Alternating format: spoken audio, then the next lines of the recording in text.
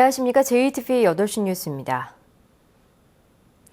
설 연휴가 이제 일주일 앞으로 다가왔습니다. 전통시장은 설을 준비하려는 손님들로 북적였는데요. 날씨가 갑자기 추워져서 예년만큼 대목 모습은 아니었습니다. 정원익 기자입니다.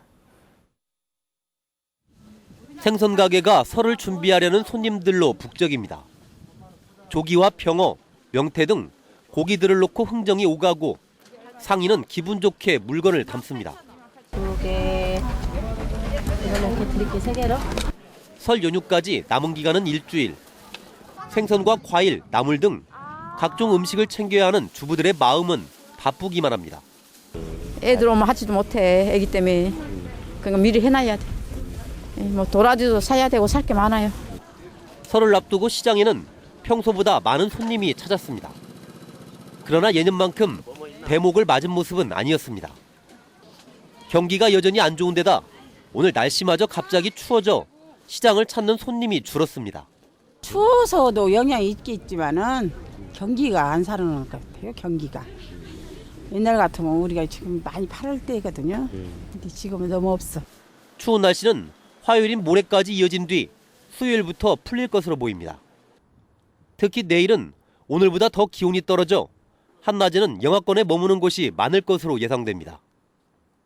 JTBC 뉴스 정원익입니다. 정읍에서 친구 사이인 10대 8명이 탄 차량이 빙판길에 미끄러지면서 사고가 나 1명이 숨지고 7명이 다쳤습니다. 부상당한 이들은 숨진 친구가 운전했다고 신고했지만 경찰 조사 결과 실제로는 다른 친구가 운전한 것으로 드러났습니다. 보도에 송창용 기자입니다. 승합차가 논바닥에 바닥을 드러낸 채 뒤집혀 있습니다.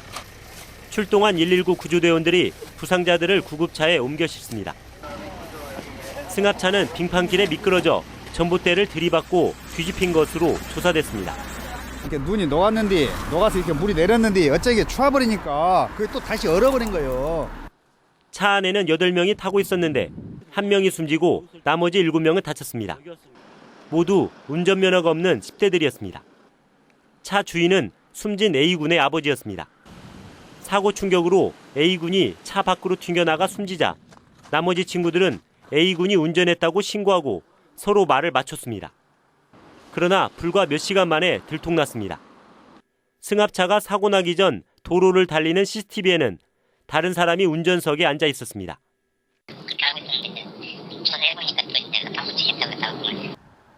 경찰은 10대들이 처벌이 두려워 운전자를 바꿔치기 하려 한 것으로 보인다면서 거짓으로 말을 맞춘 혐의까지 추가 입건할 방침이라고 밝혔습니다. JTBC 뉴스 송창용입니다. 어제 김제 금산사 주변에서 산불 진화용 헬기가 추락한 것과 관련해 국토교통부가 오늘 현장 조사를 펼쳤습니다. 국토교통부는 사고조사위원들을 현장에 파견해 기체 결함 여부 등 사고 원인 등에 대한 조사를 진행했습니다. 하지만 사고 헬기가 소형이어서 블랙박스를 따로 달지 않은 것으로 알려져 사고 원인을 규명하는 데 상당한 시일이 걸릴 것으로 보입니다. 2017 세계 태권도 선수권 대회를 준비하는 조직위원회가 오는 3월에 출범합니다. 전라북도는 오는 3월 조직위원과 각계 인사 등이 참석한 가운데 조직위원회 창립 총회를 열고 재단의 정관과 주요 규정을 정하고 사업 계획과 예산안을 의결하기로 했습니다. 2017 무주 세계 태권도 선수권 대회에는 160여 개 나라에서 2천여 명의 선수단이 참가할 것으로 예상됩니다. 올해부터 초등 돌봄교실 대상자가 전 학년으로 확대됩니다. 하지만 정부의 예산 지원이 없어 확대 시행은 어려울 것으로 보입니다. 조창현 기자입니다. 전주 시내 한 초등학교의 돌봄교실입니다. 방학 기간에 돌봐줄 부모가 없는 아이들을 위해 오전에 돌봄교실이 운영되고 있습니다. 전래놀이하고 창의과학 프로그램이 준비되어 있고 나머지 시간에는 신체활동도 하고 있고 토탈공예도 하고 있어서 아이들이 지루하지 않고 방학 동안도 안전하게 수업을 할 수 있도록 그렇게 지도하고 있습니다. 돌봄교실은 맞벌이나 저소득층 한부모 가정의 초등학생들을 방과 후에도 돌봐주는 복지 서비스입니다. 지난해까지는 4학년까지 대상자였는데 교육부는 올해 전 학년으로 확대하겠다고 발표했습니다. 문제는 예산입니다. 돌봄교실 예산은 지금까지 정부가 100% 지원해왔는데 작년부터 시도교육청에서 알아서 하라고 하더니 올해는 대상자마저 늘려버렸습니다. 대상 학생이 늘고 시설 투자도 필요하지만 정부는 돌봄교실 지원 예산을 단 한 푼도 책정하지 않았습니다. 부족한 예산은 지역교육청에서 알아서 편성하라는 얘기입니다. 결국 교육 재정이 넉넉치 않은 전북교육청은 지난해 수준의 예산만 올해 반영했습니다. 예산은 정해져 있고 확대라고 하지만 5, 6학년이기 때문에 기존 시설을 활용을 해서 학생들이 잠시 머물렀다 가는 그런 정도라고 이렇게 말씀드릴 수가 있겠습니다. 초등학교 전 학년으로 돌봄교실 대상자를 확대한다는 것은 대통령의 공약 사업입니다. 하지만 예산 지원 없이 시도교육청의 일방적 희생만을 강요하고 있어 누리과정과 같은 부작용이 우려되고 있습니다. JTB 뉴스 조창현입니다. 어린이집 누리예산 미편성에 따른 불안감이 커지면서 올해 공립유치원 입학 경쟁률이 크게 높아진 것으로 나타났습니다. 전북교육청이 밝힌 2016학년도 공립유치원 취원 경쟁률을 보면 군산 지역 만 3세 공립유치원 평균 입학 경쟁률은 18대 1로 지난해보다 2배 이상 높아졌습니다. 또 전주의 취원 경쟁률은 7.4대 1, 완주는 6.4대 1 등으로 지난해 경쟁률보다 높아 누리 예산과 관련된 학부모들의 불안감이 반영된 것으로 분석됩니다. 중소기업청이 청소년들에게 기업가 정신을 교육하는 비즈니스 스쿨을 운영합니다.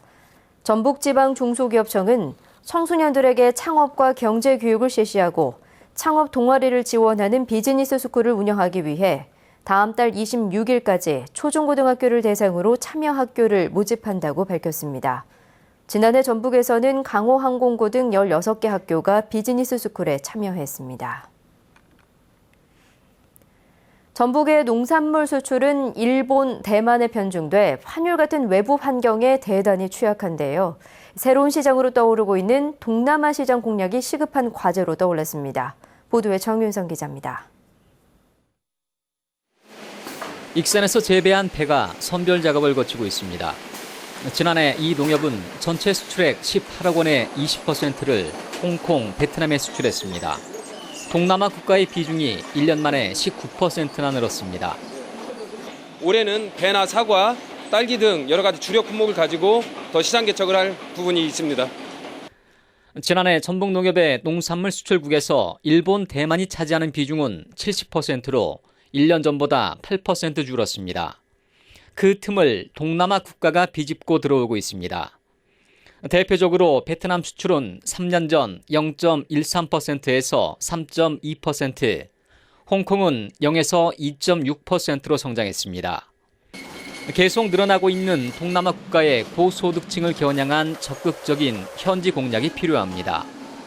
말레이시아 현지 반초, 그다음에 싱가포르, 그다음에 태국 방콕 식품박람회 이런 데를 지금 참가를 하려고 예정을 하고 있습니다. 동남아 시장을 뚫기 위해선 10개 수준인 수출 선도 농협을 더 육성하고 수출 전문 생산자 조직을 갖추는 것이 중장기 과제입니다. 수출을 하기 위한 어떤 기반 마련이 무엇보다도 중요하기 때문에 저희들이 지속적으로 생산자 조직을 육성해야 되고요. 다음 달부터는 베트남의 딸기 수출길도 열리는 등 동남아 시장이 계속 확대될 것으로 예상돼 적극적인 시장 공략이 필요해 보입니다. JTB 뉴스 정유정입니다. 여성 농업인의 건강과 문화 활동을 위해 바우처 카드를 지급하고 마을의 농번기 공동급식비를 지원합니다. 전라북도는 3헥타르 이하의 농지를 가진 35세 이상 65세 미만 여성 농업인 3만 명에게 건강과 문화, 학습 활동에 사용할 수 있는 12만 원권 바우처 카드를 지급한다고 밝혔습니다. 또 마을 140곳을 선정해 농번기 공동급식비로 240만 원씩 지원하기로 했습니다. 봄에 발생하는 산불을 방지하기 위해 산불 예방 활동을 강화합니다. 전라북도는 다음 달 1일부터 오는 5월 15일까지를 봄철 산불 조심 기간으로 정하고 258곳에 산불 방지 대책 본부를 설치해 산불 예방 활동을 하고 초동 진화 체계를 만들기로 했습니다.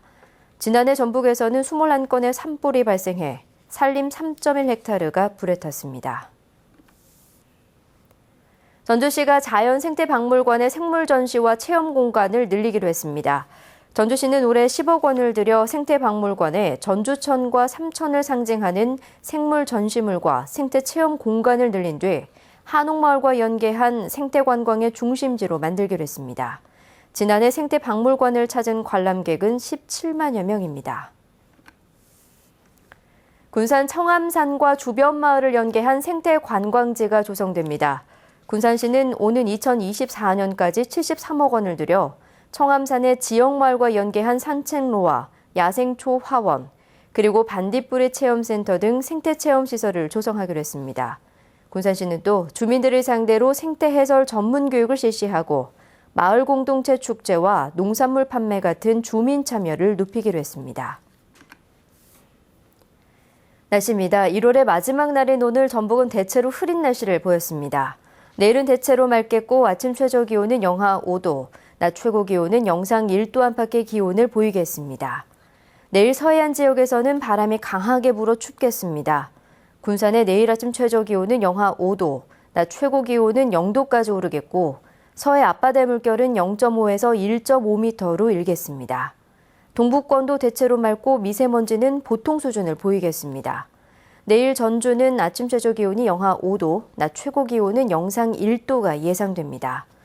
전주기상지청은 이번 주 대체로 맑고 아침 최저 기온이 영하 6도 안팎, 낮에는 영상 5도 안팎까지 기온이 올라 평년과 비슷하거나 조금 낮을 것으로 내다봤습니다.